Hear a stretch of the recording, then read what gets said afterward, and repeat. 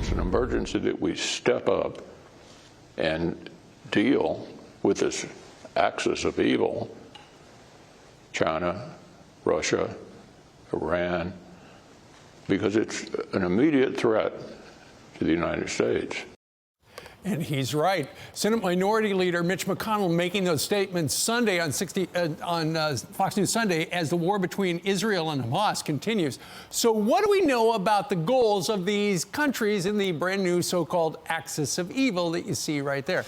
Let's talk to former CIA station chief Dan Hoffman, screen upper left, China expert and decisive decade author Dr. Jonathan Ward, screen right in the corner, and Iran conflict expert and SVP of research at the Foundation for Defense of Democracies, Jonathan Schanzer. Guys, good morning to you.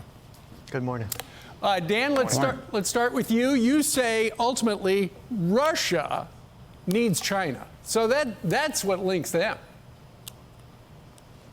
Yeah, I think the Russia's war in Ukraine, their failed war, where they've spilled so much blood and treasure, has really been a force multiplier for bringing them closer to China, because they're dependent upon China to export their oil, and to Iran because they're dependent upon Iran for drones. And let's add North Korea, as Brian mentioned, to the axis of evil, because Russia needs their artillery.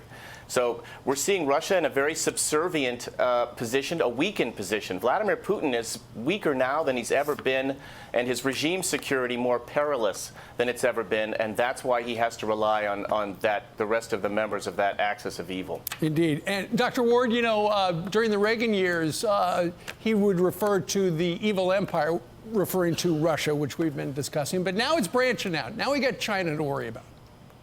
Sure, and China's always been there, and the Communist Party of China has finally found its moment. They've always envisioned surpassing the United States, eventually taking us on in geopolitical conflict. They've built a military, in this case, that's designed for combat with the U.S. in the Pacific. But bottom line, it's their economy that underwrites Putin's war in Ukraine. I mean, they're his chief economic backer. And by the way, they signed a memorandum with Iran in 2020 to invest $400 billion in their different strategic industries over a 25-year period. So their economy can basically bankroll all of America's adversaries, running their own regional strategies, and yet the U.S. is still investing in China. Our businesses are still there. We're still pouring pension fund money in there. We're still giving them technology. So until we go ahead with economic containment of China, we're going to see all of these different countries advance on each of these fronts. And Jonathan, while so many people are freaking out about the potential of getting into a war with Iran, you say, hold the phone.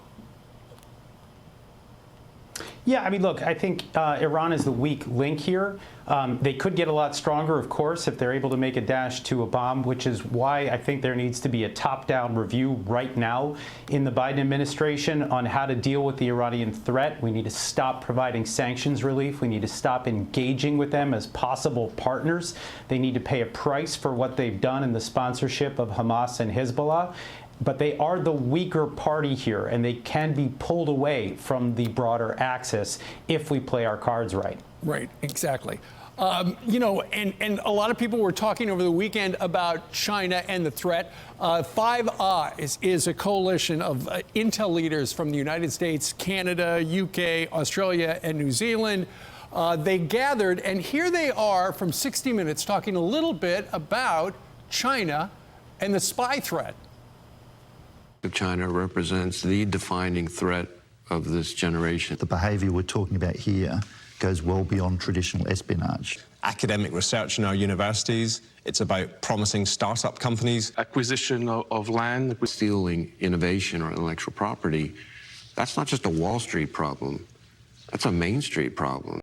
It is a Main Street problem. So let's go. Dan, we'll start with you.